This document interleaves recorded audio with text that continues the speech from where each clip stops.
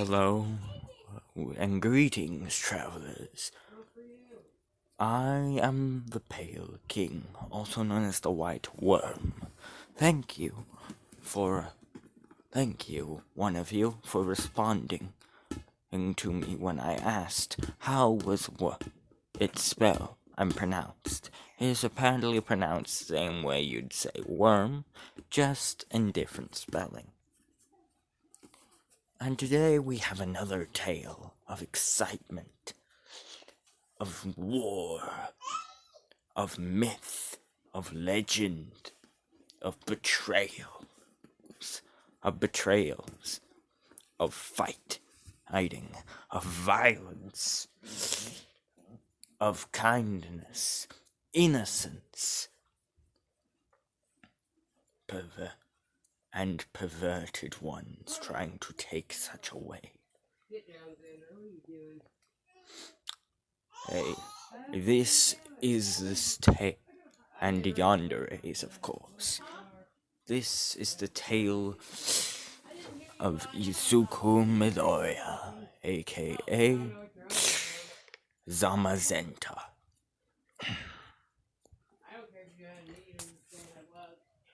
Last time I told you all part one of the tale of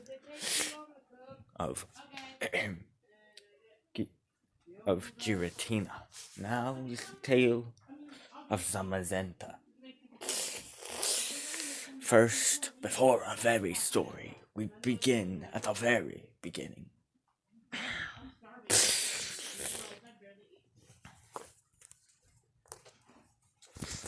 We see three great beasts in a battle, forever to be locked within this war. We see the shielded warrior, Zamazenta, his sister, Zaxian, and their arch enemy, Eternatus. Eternatus was a very powerful dragoness it was not known what she wanted, but she clearly needed power, and in order to do that, she absorbed the very natural energy from everything around her. Rumors say she was after Zaxian's power, so she could impress someone. It is unknown who. And other rumors say she was peaceful and neutral towards Zaxian and Zamazenta and the world. But these are just rumors. Now we get down to the truth. The three great beasts, which were so legendary, they were placed within very murals around ancient churches, as the three divine gods, and as the divine trio of darkness, order, and chaos, and fire and water. The two battled against Eternatus at a place called Heaven's Peak. Many years before the Himalayas or Mount Everest was ever created, there was a mountain which was once so tall, it touched the very last layer, and it reached outside of the final layer of the atmosphere, which is the thermosphere. This very mountain was believed to be the ultimate test to become a god. No one, however, could even make it up 1/10 of the mountain, as it was far too tall. The mortals, anyways, the three beings battled at the top. Zamazenta used his legendary shield as Zamazenta, the wolf, used his shield as it burst into as his wolf form burst into flames, as the golden and red shield of flame appeared. His sister, her then, and his sister's fur burst burst water from it, as a beautiful blade appeared within her mouth. The two then charged at the charging up Eternatus, who did not want to fight Zaxian and Zamazenta. Zaxian, but Zamazenta a lot more. After all, she was peaceful, or neutral towards them. However, little did she know that Zaxian orchestrated this. She wanted her brother to help her take down Eternatus, even though she was being on peaceful terms with the two.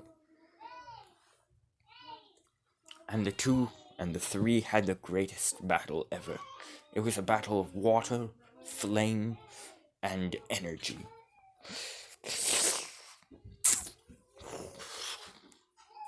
Some would say it was the greatest battle ever seen, as the two gods and as the three godlike beings clashed. The very sky began to shake, and the very earth began to crumble, and began to rise out, creating mountains, caverns, caves, hills, and valleys and canyons.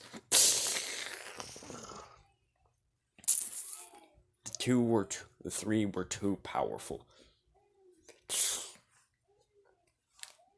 However, Zamazenta, realizing that if their battle was to continue, it would pull apart the very earth itself into oblivion, decided to make one sacrifice. He would then jump up from the very earth, and from the very peak of Heaven's Peak, and would ground pound down. Of course spinning while doing this, creating what appeared to be a gold and red flaming aiming sonic spin dash form. As Zamazenta in this form then crashed down on the peak, as he then broke through the tip of the peak and began drilling through the entire mountain, splitting it directly in half, and making it crumble and crack apart.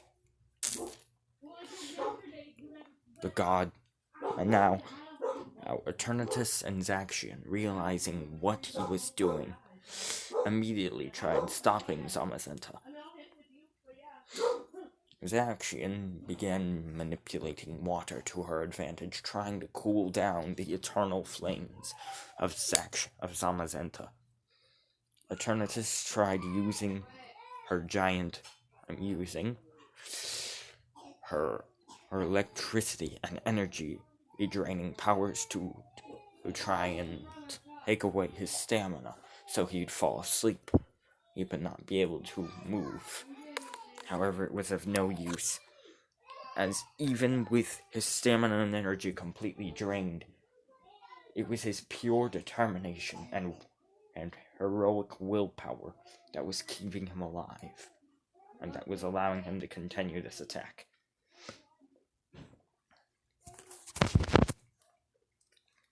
And so, his speed and strength increased tenfold during this attack, making the entire mountain crumble apart. But when he hit the bottom, right before impact, he got out of his spin dash form, as he then howled, a deafening howl, shattering everything around him. The entire mountain was shattered into pebbles.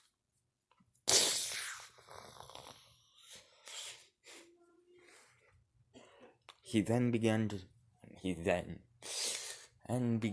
lift up one of his paws and begin to create symbols in the air, in the thin air. Symbols made of fire that did not disappear, but instead formed into actual symbols. These symbols were seals. As he then sealed the entire crumbling and gravity-defying mountain away, hoping he had sealed his two siblings and his sister and Eternatus away with it. As he discovered, and as the reason why he did this is because he had discovered that having two of the three, and having even two of the three in the same dimension and in the same plane of existence was too much for the poor planet to take. And so he decided to try and seal up Eternatus and Zaxian. Eternatus, realizing what he was doing was only for the good of the Earth.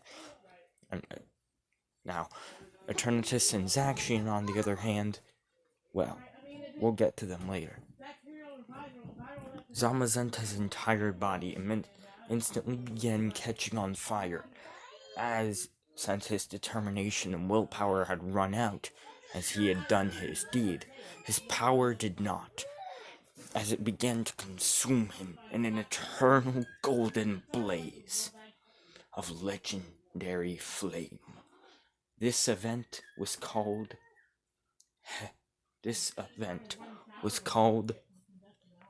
Heaven's Blaze.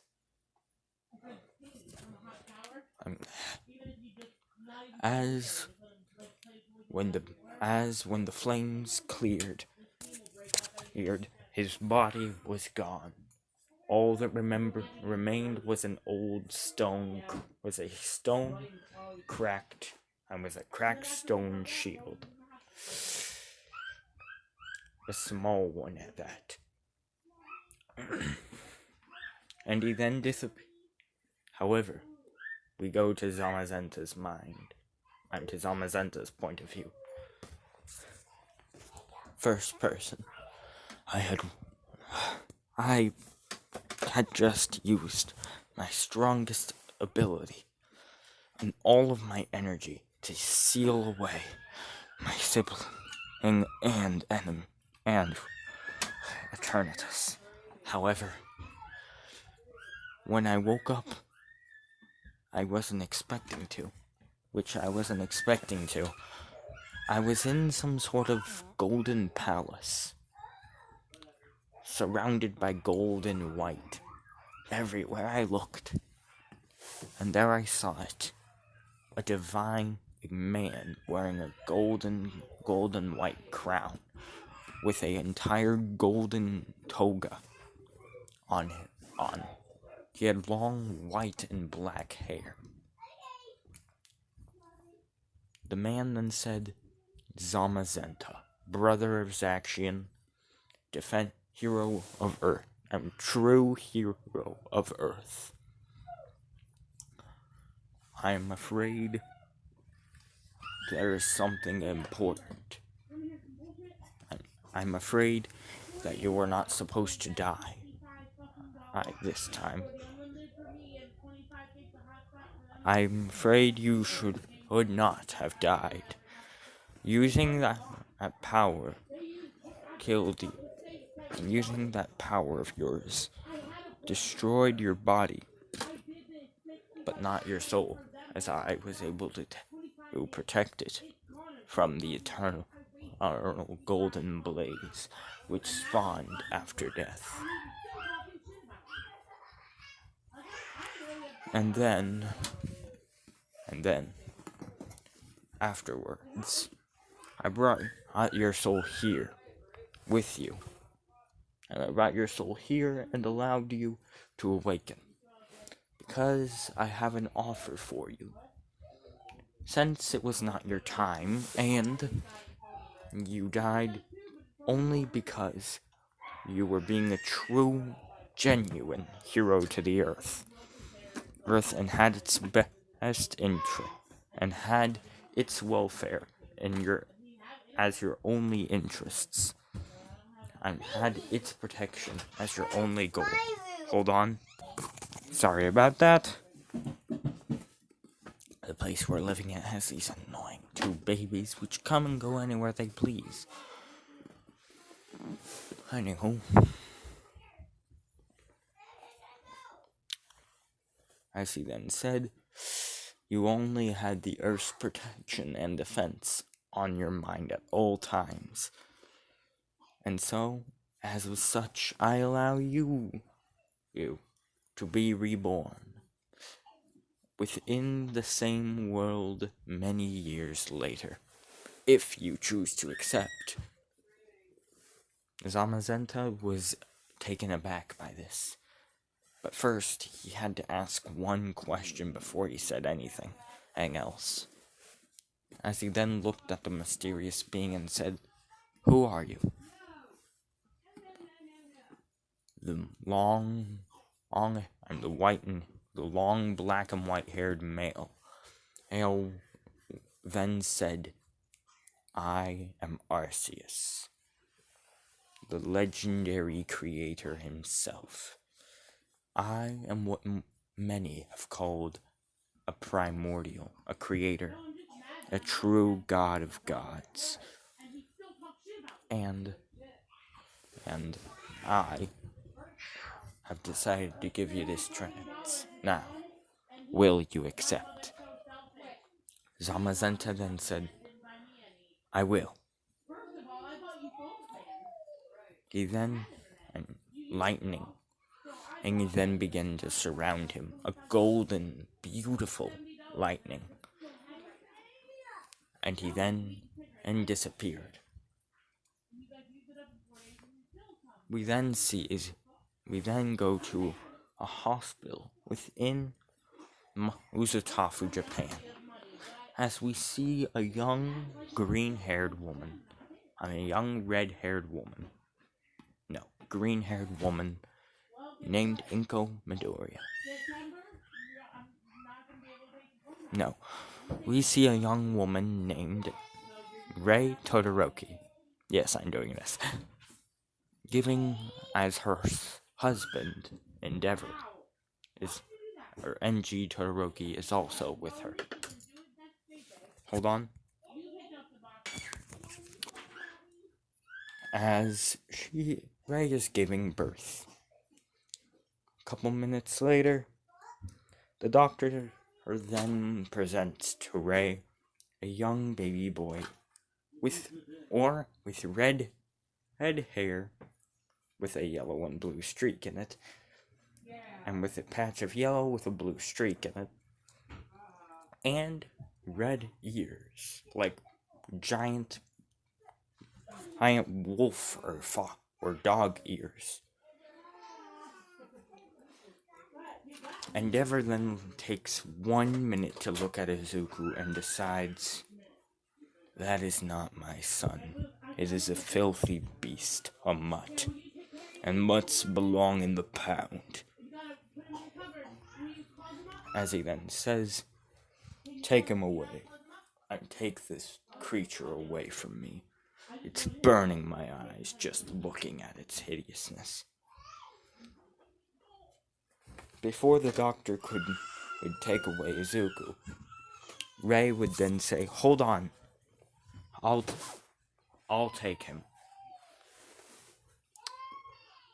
Now, Endeavor looked very crossed at this, as he then said, "What? I said we're getting rid of the beast." As she then said, "Well, I am keeping it.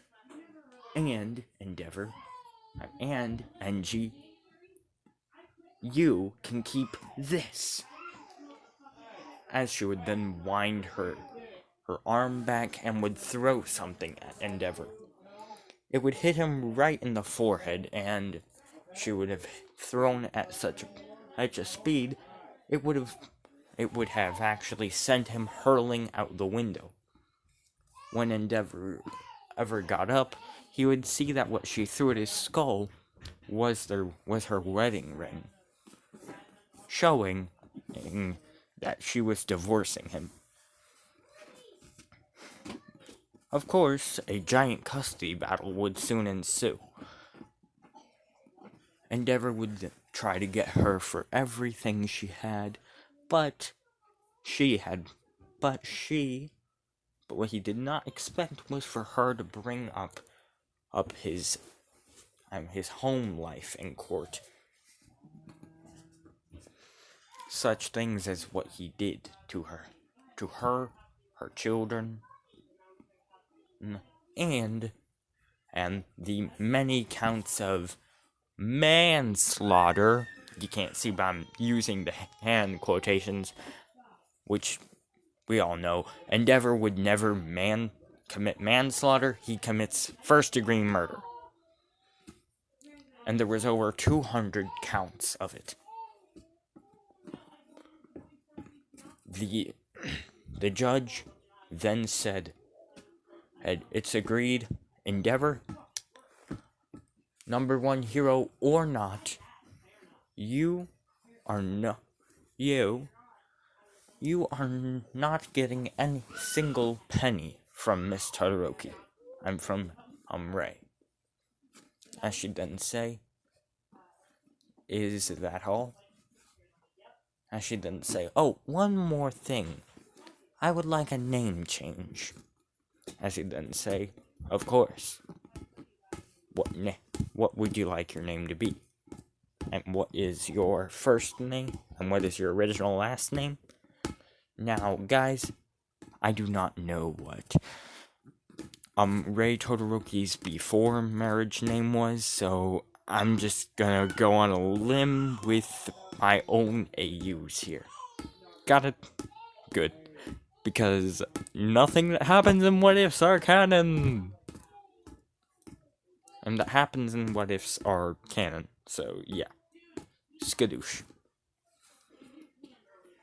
As Izuku, as she would then say, "My name is Ray. Hey. My name is Ray Shigaraki." As she would then say, "My brother is Hisashi Shigaraki." As there'd be murmurs in the crowds. As the judge would then say, "Hey, so your brother is the rich multi-billionaire heir from America?" As she then said, "That's right. After all,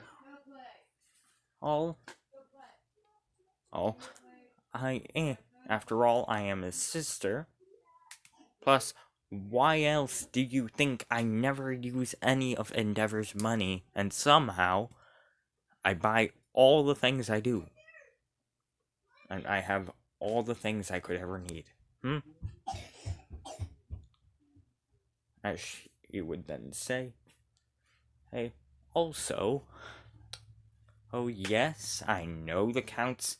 I know that my brother was charged with murder of our younger brother. That has been proven false. So Endeavor, don't you dare try saying anything." Endeavor would then look down in rage. As she would then say, also, I would like all of my children and belongings, and I'd like him to get not even a single penny from me. The judge would then say, this court is adjourned. And I find it in the best favor for the winner of this case to be Rei Todoroki, and to be Rei Shigaraki. As for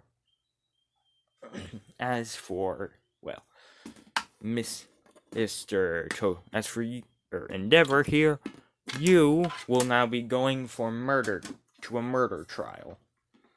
There, your fate will then be decided by 12 anonymous jurors. But, well, goodbye. As the two would then leave, Rei would then go to her home and would then collect her kids and belongings. She would then walk to an alley with her kids and would then begin dialing a number. As it would then play, this is all for one. If you have any complaints, or things you would need to, and if you have any complaints or anything personal to discuss, wait. If this is my sister Rei speaking, then and you can find me at this location. As it would then say a location for Rei to go to. Rei would then go to this location, which would be a bar of sorts. There would be a knock on the door. And as we go to, Shigaraki's point of view, his adopted father who had adopted him 4 months ago, was excited for some reason, and was happy for some reason, more than usual. As he'd then say, I got a voicemail from my sister that she and her kids are coming to live with us. And she finally divorced that prick, Endeavor. He would then say to his doctor assistant, as he'd then say, excellent, master. Alright. And, should I prepare her room? As he'd then say, of course. As we skip 1 hour later, Rei Todoroki would then enter the base and would say, hello,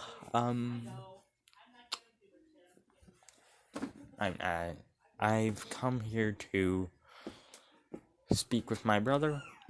As Hisashi would then walk up and would say, sister, Rei, it's been so long since I've seen you.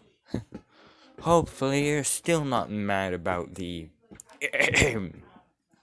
as he would then say, OFA incident, are you?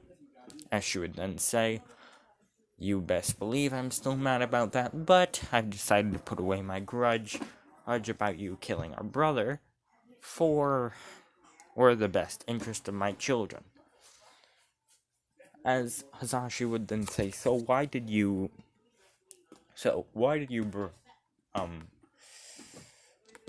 break up with Endeavor?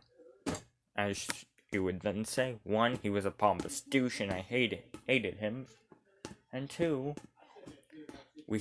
I had a kid who he was obviously going to try and exploit, but the child came out not the way he wanted, and he wanted me to get rid of him. As he said, the filthy beast deserves to go to the pound. It's a filthy mutt, and we should get rid of it. It was only because I said that I wanted to keep him, and that he got angry at me. I then decided I had enough. As All for One then said, very well then. So, who is this child of yours? As she would then pull out it, and as she would then grab a it appeared to be child wrapped in a blanket, as she would then say, "Behold, and I've named him Izuku Shigaraki." As he'd then say, "Excellent. And is that wolf ears?" As she'd then say, "Yeah, that's why Endeavor didn't like him." As Hisashi would then say, "Are you serious? He didn't like his own child, his own flesh and blood, because he had wolf ears? Are you serious?" As she then said, Endeavor was a bit of a douche. As Hisashi would then say, "Very well then, stay as long as you like." We then skip 10 years, as we see Izuku in, middle school. As the teacher then says, "Alright, I was going to give you your quirk aptitude tests, but I already know. I'm just going to give you these future aptitude tests, but I already know y'all want to be heroes." As he'd then say, here's the list for the students that want to go to UA. Of course, we have Bakugo Katsuki, as no one was really surprised about that. As he'd then say, and next we have Izuku Shigaraki. This class then became dead silent, as Bakugo then spoke up. What? You're saying this freak, this murderer's nephew, who wants to go your way? Ha!" As Izuku would then look at him, and would say, "Come on, Kachan, you don't have to be that big of a jerk. I just want to be a hero to save people, that's all."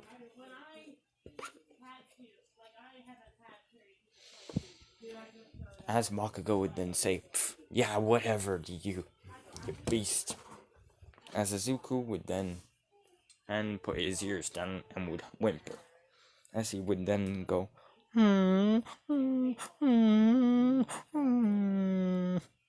as he would then cry and walk away.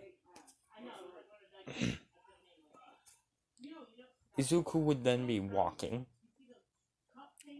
and as he would then hear someone in an alleyway, he would see a sludge villain wrapping around someone. However, out of nowhere, Izuku would then see what appeared to be water slicing right through the sludge villain. As he would then see a woman, who would then just look at Izuku. As she would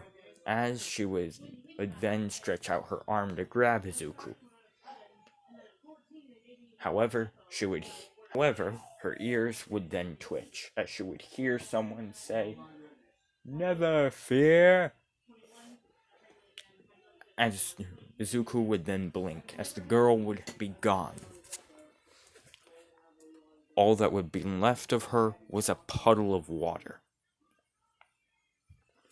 And a small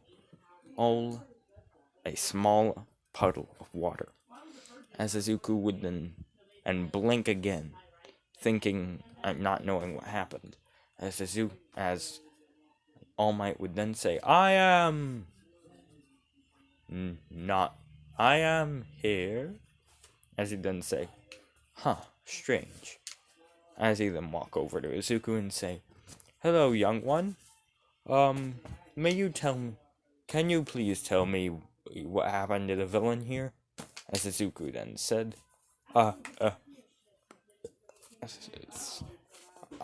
There was no villain. I just thought I saw a woman slice some sort of sludgy creature in half. And then she disappeared. All Might then said, well then. And, well then, where are the sludges? Where are the villains in his remains? As All Might would then be looking for at least one drop of sludge.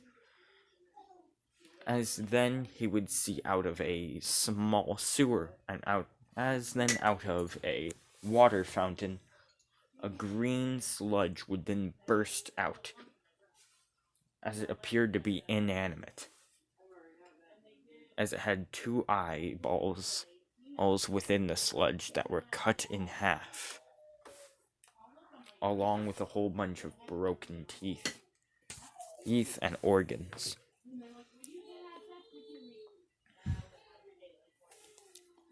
As All Might would then say, holy, kid, was that your quirk? As Izuku would then say, no, mine's fire-based, see? As he would then hold his fist out and hold his palm out as a flaming gold and red shield, and as fire would then appear in his hand, as it would then swirl around into the shape of a flaming gold and red shield, with a blue insignia, and with a little bit of blue on it. As he'd then say, see, it's not much, but, yeah, it's not much, but, I can kinda use it, like this, as Izuku would then wind his arm back and would throw the shield. As it would appear that the shield was like a sun, as it then melted through solid brick, as it then wrapped around and went back into Izuku's arm. Okay. For those who are wondering what the crap this would look like, have any of you ever played Marvel Future Fight?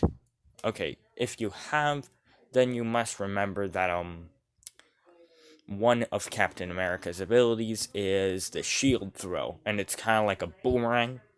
Kind of like that is what just happened, except anything it touched pretty much melted. And it pretty much melted a hole through.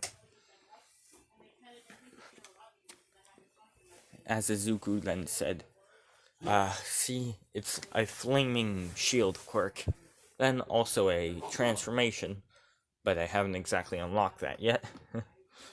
As he then say, well, I'll see, goodbye, All Might, as Izuku would then walk away. As he would then, he was far away enough, he would then screech, oh my god, that was All Might!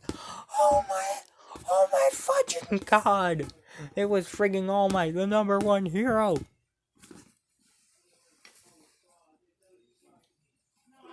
As we go to a unknown location deep within the sewers.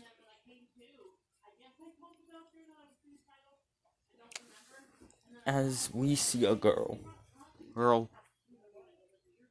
appear within these sewers, wearing a blue and gold armor. As she then says, impossible. He died, unless Arceus. We must have reincarnated him. But that means, yes.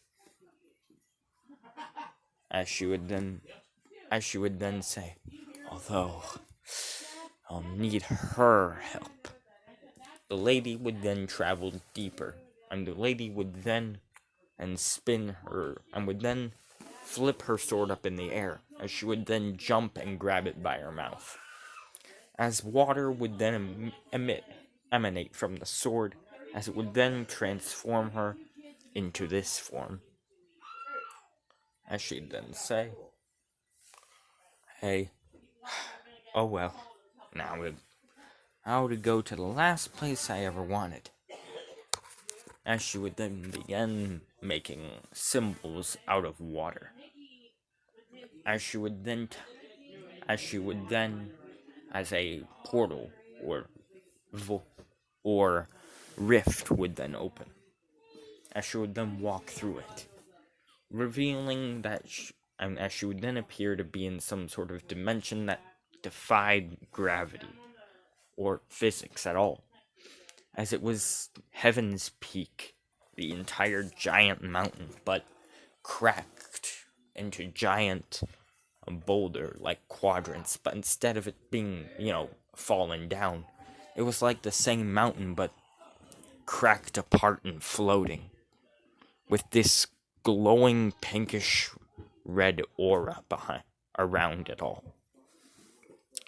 The mountain was no longer filled with beautiful, lush life, and nice, beautiful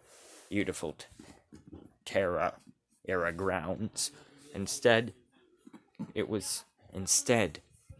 the ground had turned to a black obsidian bleeding with a pinkish red energy. Hold on. Sorry about that. As I was saying, the beautiful the beautiful stones on like ground had turned into a dark and twisted obsidian bleeding with a pinkish red energy. And the beautiful lush bushes, trees, and grass had turned into a black and gray, a dead, long undead manifestation of plant life and bone. The temples, those which were on the mountain, all the shrines, temples, and villages were spliced apart, but still floating, like the rest of the mountain. Now the paint and clay used to forge the buildings and shrines had become old, and the paint rusted away, and the paint had paled away, faded in color and life, along with the rest of Heaven's Peak. All the shrines had been destroyed, except for one. However, it had been removed or moved. She would then keep on going up this very dark, dreary, lifeless this mountain, which had life on it, well, undead life. Any sort of creature that was on the mountain had, when the great battle had happened, had turned into a twisted combination of undead and black bone-like tree. Humanoid creatures, birds, cats, beavers, bears, you name it. It was twisted by darkness. However, when she reached the top of the mountain, or the final section, there appeared, instead of it being some sort of shattered, broken wasteland, it appeared to be a beautiful black stairway leading up, as the stairs bleeded with beautiful patterns and designs of pink and reddish energy.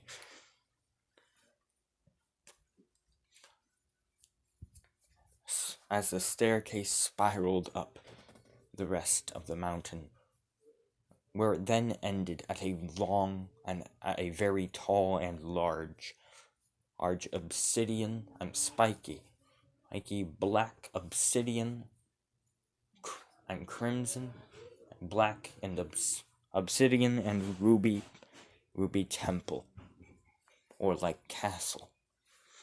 The doors were made of a furnished obsidian, as the castle bled with beautiful patterns made with red and pink energy and liquid energy.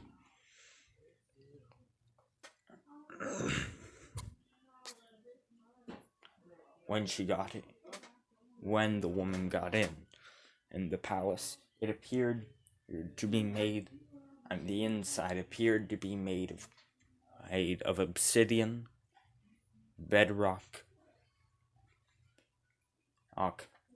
with tall pillars made of shadow, aligned around the entire hall.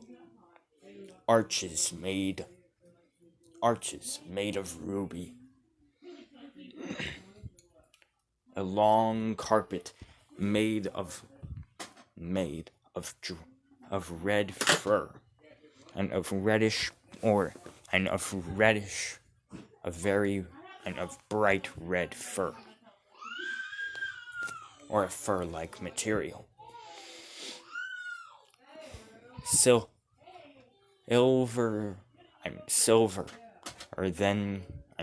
streaks then lined the entire hallway, and then aligned across the entire castle/temple, draped around it. As she then reached the center, where it was some sort of altar, surrounded by steps made of black obsidian and dark and bright red ruby. The rubies were crackling with and were leaking some sort of black liquid energy, whilst the obsidian was leaking some sort of red liquid energy. Reddish pink liquid energy. As she then saw at the middle of this altar, there it was, a pristine, untouched shrine. It was gold, red, and blue. And it had gold, red, and with a little bit of blue shields aligning it, and all around it. 4 to be precise, 1 for each of the 4 winds. Wolf heads at the front of all the shields, and at the front was a statue made, and that looked as if it was made of gold, stone, and silver, of Zamazenta.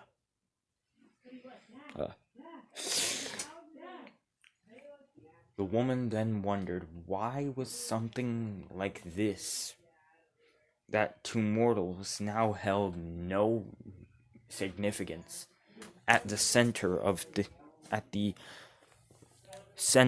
this dark, elegant sort of castle, at the top of this destroyed, dark wasteland of a mountain, and of this corrupted, dark wasteland of a mountain. But before she could say another thing, there she heard footsteps. As she then saw a woman with red hair, and with long red hair, grayish skin, and light gray skin, with black and red had ponytails dripping down from the front, with black crystallized horns, and with 2 black crystallized horns and what appeared to be a black crystallized tail from behind. The woman then said, Zaxian, I thought I told you to get lost. And I thought I told you to never enter this realm again. Unless you want to end up like the rest of it. Of course, as Zaxium, the woman now named Zaxium would then say, you and I very well know. Oh, that you can't even, not even you have that power. And besides, there is a development I need to tell you of. The woman would then say, really? What is this interesting development of yours? As Zaxium would then say, Zamazenta is alive. Reincarnated, of course. No memories. But he still has some of his power. I believe all of it, but he hasn't even nearly awakened any of it. As she would then say, really? As she would then say, come here, old friend. Zaxium would then be a bit confused. As a couple seconds ago, this woman wanted to kill her.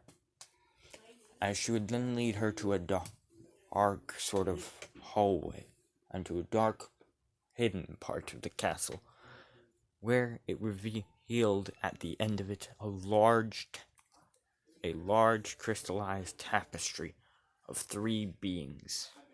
As she would then say, and as Zaxium would then gasp, and would say, you kept this? As she would then say, of course. After all, that was our greatest moment together. When the three of us were still friends. And before you tried to kill, and before you felt a bit, and before you were feeling a bit greedy. Back when we agreed we would share him, and you wanted him for yourself, so you tricked him into trying to kill me. Look what we all know how that went. But if you say Arceus revived him, then that is very good indeed. That means we have a second shot. And I welcome that second shot as long as you don't betray me. Got it? As the woman would then, as a black and red aura would be glowing around the woman. As the other would then say, got it. As she then say, good. Now, I've done some research on the Earth nowadays, on what have become of the Earth nowadays, so I made this. As she would then, as a crimson, black and ruby and obsidian armor would then form around her. Kind of like how Iron Man's armor first appeared. You know how, it started flying onto him bit by bit.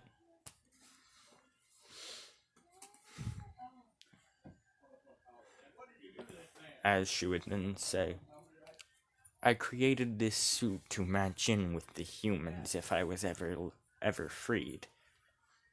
As she would then morph into this giant form and would say, but I never got the chance to use it. But now, Zaxium, you free me. And grant me the chance of a lifetime to be with Zamazenta. So, tell you what. If you can somehow free me, I'll help you. Got it? But one crucial word. As she would then grab Zaxium's arm and would begin crushing it, she'd then say, don't betray me again! Awaken! As the last word she would say in half of a draconic voice, while half in a human voice. And she'd then say, got it, Zaxian? Zaxian would then nod as she would then say, of course, Eternatus. And that is where I'm ending this part. Hope y'all have enjoyed part 1 of What If Deku was Zamazenta. Please like, share, comment, subscribe. You know the drill. Hit those notifications. Goodbye. See you later. Have a good night. I love you all. Peace out and, skadoosh.